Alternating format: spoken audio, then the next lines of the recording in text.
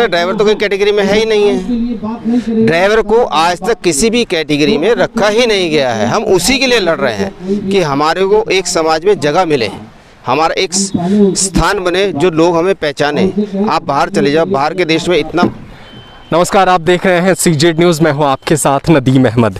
देश भर में एक ऐसा वर्ग है जिसके बारे में बहुत कम ही लोग जानते हैं या उसकी फ़िक्र करते हैं। वो वर्ग है ड्राइवर वर्ग का।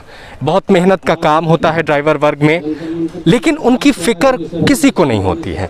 लेकिन ऐसे में कुछ लोग हैं जो ड्राइवर्स की फ़िक्र करते हैं, उनसे जुड़े मसले को आगे बढ़ाते हैं, उनके हक की बात करते हैं सरकार के सामने।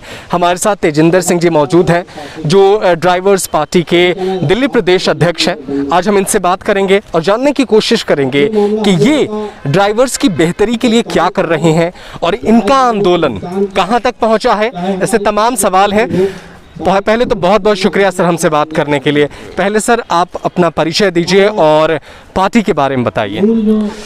ये जन सेवा ड्राइवर पार्टी है।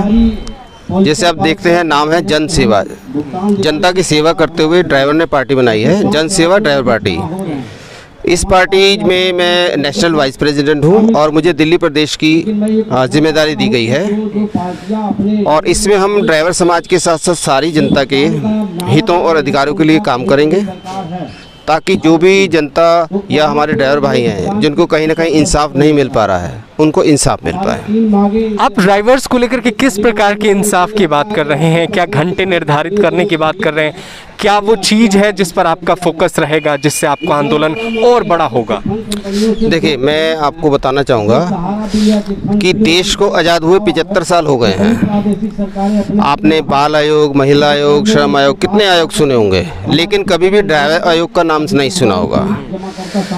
ड्राइवर की एक ब्लैक एंड व्हाइट फिल्म बना दी गई है लोगों के दिमाग में कि ड्राइवर शब्द आते ही आपको एक मैले कुचले के कपड़ों में ड्राइवर दिखेगा, जिसको आप गालियां निकाल लो, उसका अपमान कर लो, तिरस्कार कर लो, तब भी वो आपके सामने चुपचाप रहेगा।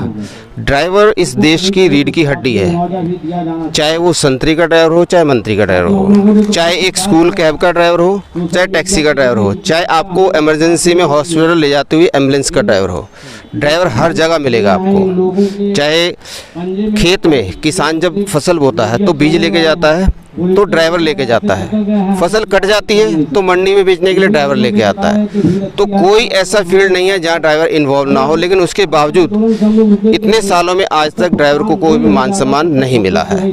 देश की रक्षा जो है वो बॉर्डर पे सिपाही करते हैं, हम आंतरिक सिपाही हैं, लेकिन उसके बावजूद कहीं भी कोई सम्मान नहीं मिला। तो उसके लिए हम कार्य करने के लिए जन सेवा ड्राइवर पार्टी का गठन किया है। मजबूरी में हमें, जो हमारी टैगलाइन है, सड़क से सत्ता की ओर जाना पड़ रहा है। तो ऐसा तो नहीं होगा ना कि आप भी जो है ड्राइवर्स के नाम पर राजनीति करके सत्ता पा लें और ड्राइवर्स पीछे छूट जाएं? ड्राइवर्स के लिए आप क्या वादा करना चाह रहे हैं, या सरकार से क्या मांग है जो आप सरकार से चाहते हैं कि ड्राइवरों को इससे फायदा हो? क्या वो मांगे हैं? मैं यही मांग करना चाहूँगा कि जो ड्राइवर है उनके लिए ड्राइवर आयोग बने और साथ ही साथ सारथी सुरक्षा कार्ड बने, और जो ड्राइवर अपने बच्चों को एजुकेशन नहीं दिलवा पा रहे हैं उनको हायर एजुकेशन फ्री में मिले, क्योंकि शिक्षा जो है बेसिक नीड है। अगर शिक्षा अच्छी मिलेगी तो किसी भी ड्राइवर का बेटा पढ़ लिख कर अफसर बन सकता है, वो इस देश को चलाने के काबिल है, काबिलियत रखता है चलाने की। तो हम यही चाहेंगे कि सबको बेसिक शिक्षा मिले।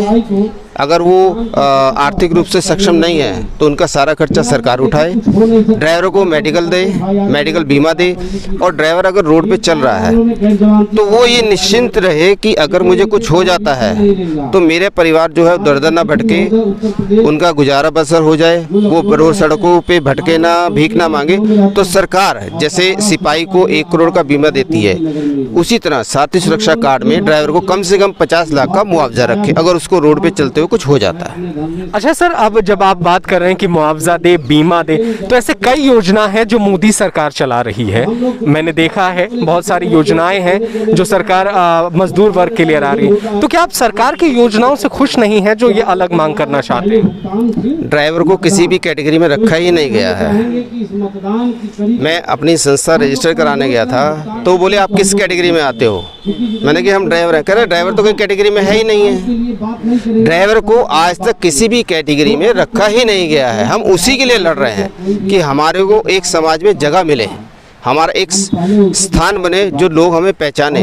आप बाहर चले जाओ, बाहर के देश में इतना मान सम्मान मिलता है ड्राइवर को, वो कहते हैं कि आप रियल में सारथी हो, हमारी जो जान है वो आपके हाथ में है, हम तो पीछे आराम से बैठते हैं, गाड़ी आप चलाते हो। ड्राइवर जब गाड़ी चलाता है वो 3 सेकंड में डिसीजन लेता है।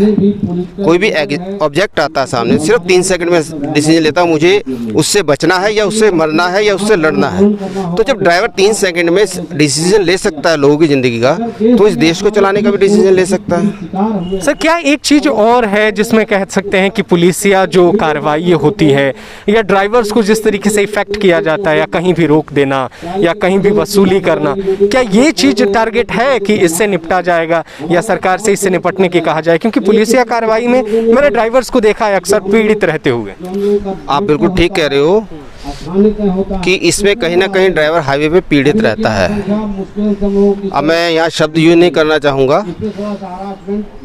ड्राइवर जो है वो जितना आरटीओ समाज है सबसे ज़्यादा कमा के देता है उनको। आप चाहे तो रिकॉर्ड उठा के देख लो, जितना टैक्स ट्रांसपोर्ट डिपार्टमेंट देता है उतना टैक्स इस देश का कोई भी वर्ग नहीं देता है।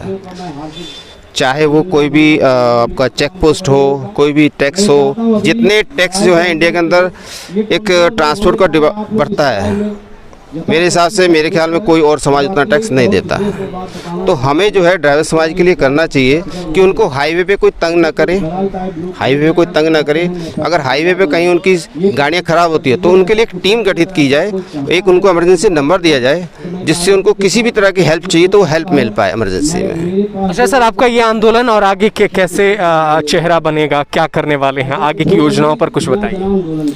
आगे की योजना ये है कि अभी हम ब्लॉक वाइज, वार्ड वाइज अपने लोगों को तैयार कर रहे हैं और बहुत जल्द जैसे ही अप्रैल में एमसीडी के चुनाव आएंगे, हम अपने एमसीडी कैंडिडेट भी खड़े करेंगे पार्टी की तरफ से। और उसके बाद 2024 के जो चुनाव आएंगे तो उसमें हम विधानसभा के भी चुनाव लड़ेंगे।